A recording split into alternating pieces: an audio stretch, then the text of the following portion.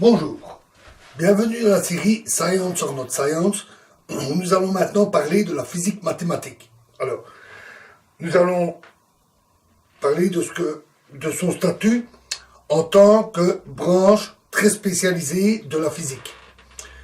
Alors, distinguons d'abord physique théorique et physique mathématique, qu'on pourrait confondre.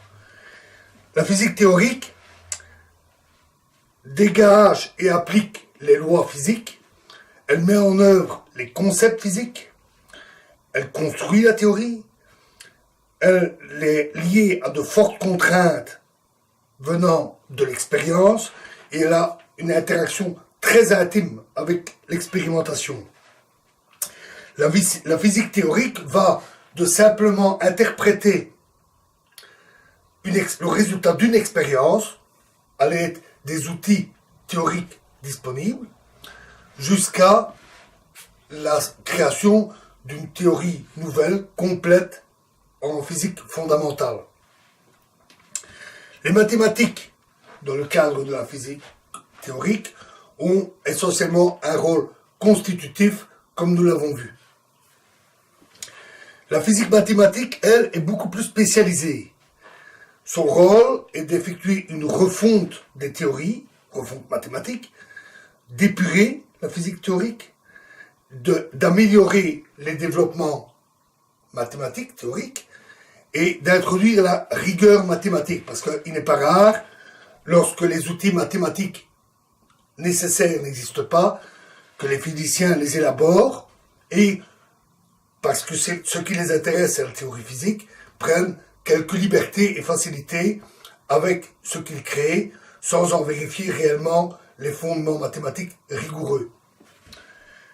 Un exemple, c'est la naissance des intégrales, de la méthode des intégrales de chemin en théorie quantique des champs, où Feynman a eu besoin de cet outil qu'il a créé et n'en a pas vérifié immédiatement les conditions exactes d'utilisation, c'est-à-dire dans quelles conditions mathématiques exactes l'outil donnait des résultats cohérents. Ce n'est que dans une seconde phase que les mathématiques ont pris le relais en développant et en précisant cet outil. On peut donc dire qu'une théorie, une nouvelle théorie qui apparaît, a d'abord une première version. Une version qu'on pourrait dire une version brute, qui est liée à sa construction historique, souvent étape par étape, avec des allers-retours venant de l'expérience, des idées, des hypothèses, certaines abandonnées. Elle est fortement liée à cette recherche et elle donne une construction qui est un peu comme un bâtiment qui est encore recouvert d'échafaudages et où on trouve plein de débris.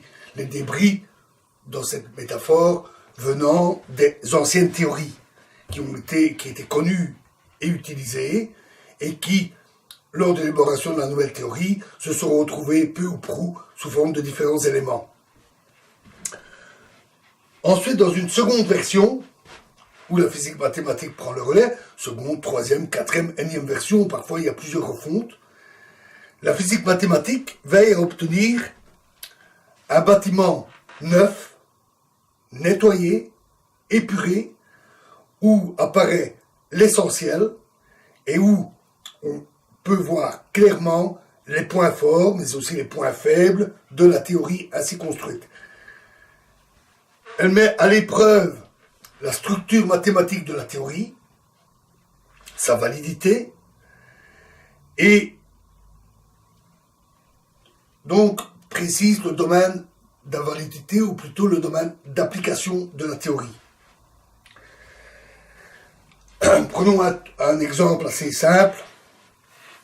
En relativité restreinte, lorsque Einstein l'a élaboré dans ses articles fondateurs, il a montré que les transformations de l'espace et du temps obéissaient aux transformations de Lorentz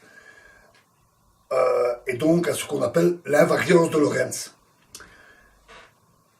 Cela, il l'a déduit à partir de l'expérience, c'est-à-dire à partir de l'électromagnétisme et de l'invariance constatée de la vitesse de la lumière. Mais en réalité, la théorie est beaucoup plus solide que ça. Parce qu'une expérience, quand on se base sur l'expérience, le défaut, alors en physique c'est inévitable. Tout part de l'expérience, tout va à l'expérience. Mais quand on peut déduire et démontrer un résultat sur des bases mathématiques rigoureuses, on a évidemment plus de sécurité. Et la physique mathématique a montré que, en prenant le principe de relativité, qu'utilisait aussi Einstein, qui avait essentiellement, que Einstein avait basé aussi sur des bases expérimentales, que ce principe de relativité avait en fait un caractère logique, un caractère guide, que l'on pouvait utiliser la théorie des groupes et une invariance de la vitesse de la lumière, mais une invariance faible. C'est-à-dire que peut-être presque invariant, mais pas tout à fait. Et que cela suffisait à construire toute la relativité restreinte. Ça veut dire que si on découvre que la vitesse de la lumière n'est pas tout à fait invariante, ça ne remet pas en cause la relativité, ce qui est quand même un résultat important, puisque toute mesure est toujours valable à une certaine précision près. Mais ici, on va démontrer que même si on améliorait la précision, et même si on avait des surprises, la relativité resterait intacte. Alors bien sûr, elle a aussi son domaine d'application, son domaine de validité, qui est maintenant bien connu. Ça ne rend pas cette théorie indestructible.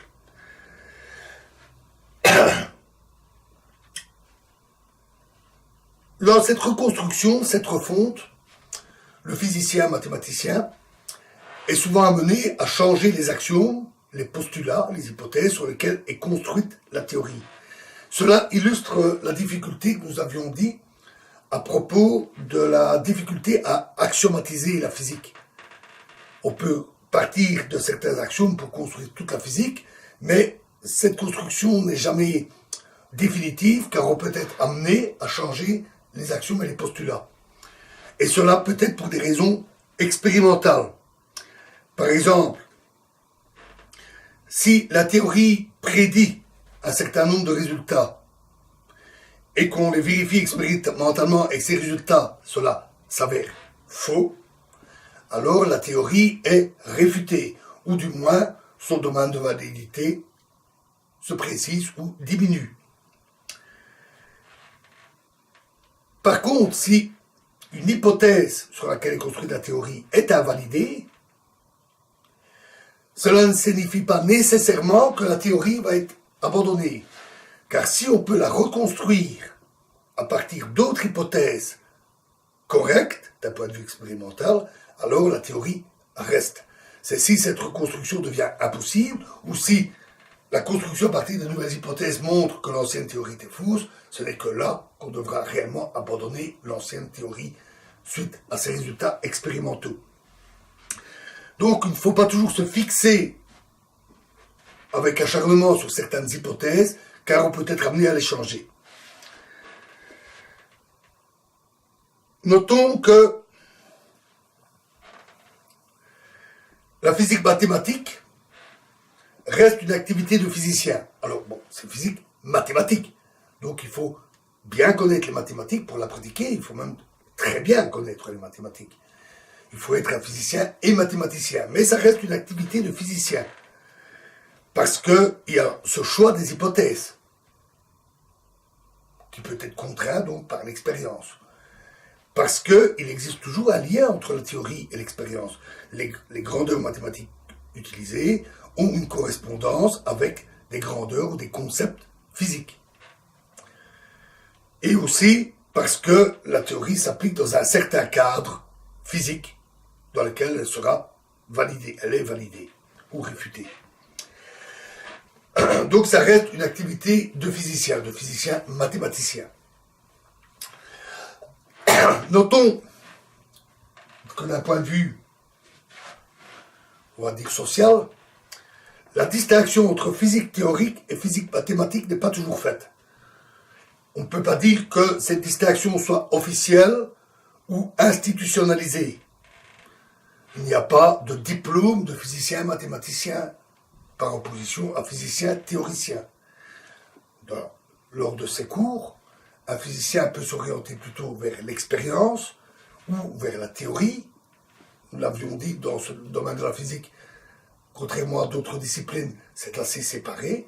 Mais pour ceux qui se dirigent vers la théorie, il faut des solides connaissances mathématiques et le physicien pourra se consacrer soit à la physique théorique, soit à la physique mathématique. Et d'ailleurs, en réalité, très souvent, la physique théorique et la physique mathématique sont exercées par les mêmes personnes, parce qu'elles font appel souvent à des connaissances presque identiques de la physique théorique et beaucoup de mathématiques. Le nom de physique théorique est assez ancien, par contre le terme de physique mathématique n'est apparu qu'au XIXe siècle, ou vers le milieu du XIXe siècle, on peut dire lorsqu'on était au sommet de la physique classique. Lorsque la physique classique, électromagnétisme, thermodynamique, mécanique, astronomie, lorsque cette physique classique triomphait dans tous les domaines. Lors du XXe siècle, pendant la première moitié du XXe siècle, la physique mathématique, le concept, l'idée ou le nom est tombé un peu en désuétude. Ceci pendant toute la phase de découverte, de construction de la relativité restreinte, de la relativité générale, de la mécanique quantique.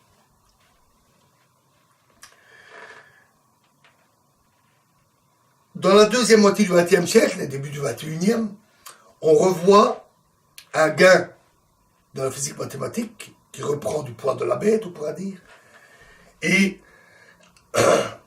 on voit même apparaître, de ces derniers temps, des revues spécialisées, revues de physique mathématique, qui se consacrent presque essentiellement à cette discipline.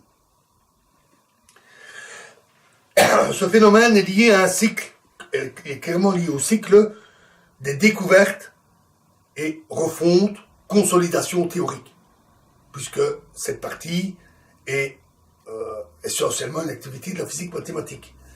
Et nous avions vu la courbe des découvertes avec le fameux pic pendant la première moitié du XXe siècle. Donc on voit clairement le lien pendant les phases de stabilisation, les paliers, on a essentiellement une beaucoup plus grosse importance de la physique mathématique.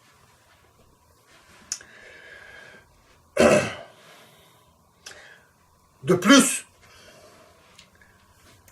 actuellement, donc début du XXIe siècle, fin du XXe, début du XXIe, on constate que dans les universités, les centres de recherche, dans les grands projets de physique, il y a une division du travail qui devient de plus en plus fine. On devient de plus en plus expert de certaines choses, de certains domaines ou de certaines applications ou certaines manières de travailler sur un domaine. Et donc on voit apparaître des physiciens dont le travail est plutôt de la physique théorique et d'autres est plutôt de la physique mathématique. Cette division importante du travail et cette distinction des disciplines est particulière cette fois à notre époque et elle est due au fait que le travail en physique a pris énormément d'ampleur et est devenu très complexe. Donc, une personne seule ne peut plus mener la totalité du travail et ne peut plus s'éparpiller en touchant un peu à tout. Il doit forcément consacrer ses efforts et sa matière grise sur des choses beaucoup plus ciblées. D'où cette division. Mais, même avec la division, bien entendu, toutes les personnes doivent collaborer puisqu'il s'agit en général de grands projets. Voilà, après avoir exploré